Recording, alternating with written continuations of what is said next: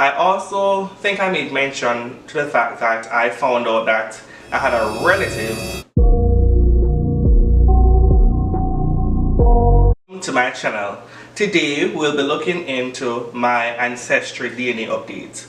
So if you have been following my channel, last year I did a 23andMe DNA kit, and I also did an ancestry DNA kit.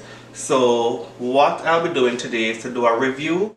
So when I did this ancestry DNA kit, I did not put anything related to where I'm from, anything like that. I didn't put where I was born, anything like that. But the strangest thing was that it actually pinpointed which area or which parish I'm from, and that was a bit scary to know that they know the exact location. They also pinpointed some of my second and third, fourth and fourth cousins, which I found very interesting. I found out that I had a relative in the same area that I lived, that's like literally a mile away from me. And up to this day, we're still close. We still call each other, we still communicate. And if it wasn't for Ancestry DNA, I wouldn't have known her. So if you're interested in getting this Ancestry DNA kit to find out your genetic makeup and literally see the full timeline of where your ancestors traveled, it's a good idea to actually take a test. Alright? So last year my ancestry DNA results came back and the readings are as follow. So Nigeria was 53%, Benin and Togo was 18%, Ivory Coast and Ghana was 8%, Cameroon, Congo and Western Bantu peoples were 7%, Northern India was 5%, Mali was 4%, England and Northwestern Europe was 3%, Southern India was 1%, Indigenous America Central was 1%, and my estimates for last year was that I was 53% Nigerian. So when I realized that I was 53% Nigerian, I was saying to myself, that's a huge chunk of DNA to have as a Jamaican. I know that a lot of people would say, oh, it's not. But from what I've seen on the internet, based on other people's results, people from from St. Elizabeth, who were from the Maroon community in Jamaica, they are the ones that actually had a huge chunk of the Nigerian DNA, and based on my studies I found out that I am actually from that side as well, based on my genetic makeup, you know. So it actually made sense that I am that much, you know, Nigerian.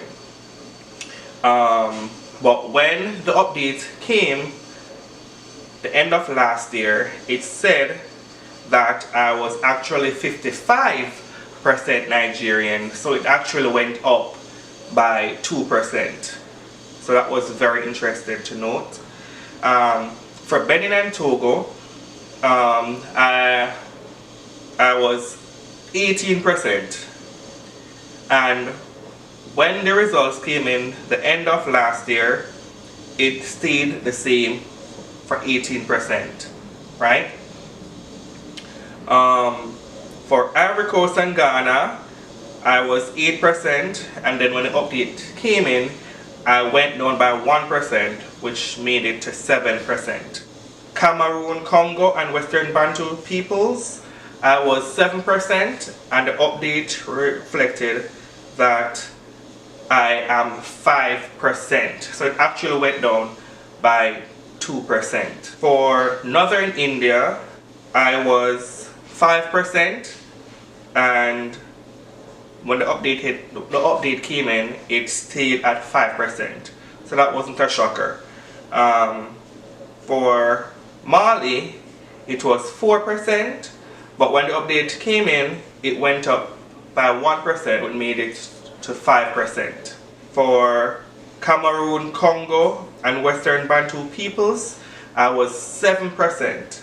Then when the update came in the end of last year, I went down by 2%, so now I'm actually 5%. England and Northwestern Europe, I was 3%, and now I am still 3%. For Southern India, I was 1%, and it still remains at 1%. For Indigenous America Central, I was 1%, and the end of this year, when the update came in, I am still 1% of that.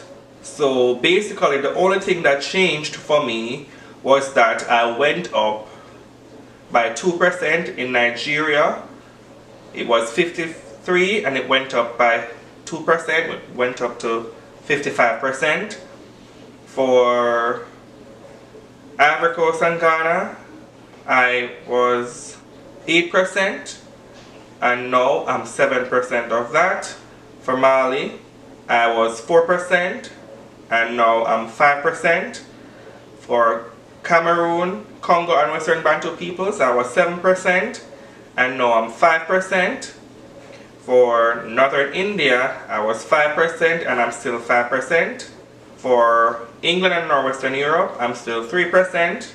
For Southern India, I'm still 1%, and for Indigenous America Central, I'm still 1%. So that's not a big update, but my Nigeria went up a notch. And if you don't know the history about Nigeria, so Nigeria and Benin and Togo were it was like one colony, and because of colonization, it segregated. Actually, with 23andMe, they actually merged both 71% Nigerian, because they combined Nigeria with Benin and Togo. So I'm actually 71% Nigerian. And if it went up by 2% on this, it will reflect that it's also in the 70s as well. So I also found out that I have fourth cousins in Nigeria. We communicated via the app, and I found out the areas in which they're from. The tribe that they're from is from the Igbo tribe, and that actually made sense because a huge influx of the slaves that were brought from Africa to Jamaica were from the Igbo tribe. You know, when I spoke to them, they themselves aren't actually living in Africa. Their parents left from Africa and they are now living in the States. You know, direct relatives from Africa. I actually have like 4 relatives, and it was very interesting. And I also found out relatives from Ghana and some other area. Another interesting thing to note, when I did the 23andMe, it picked up that I have Indigenous America DNA. And when I did the Ancestry DNA, it said I have Indigenous America Central, 1%. And if you guys were listening to my video, I was speaking about Honduras and Nicaragua. And I've located relatives from those areas.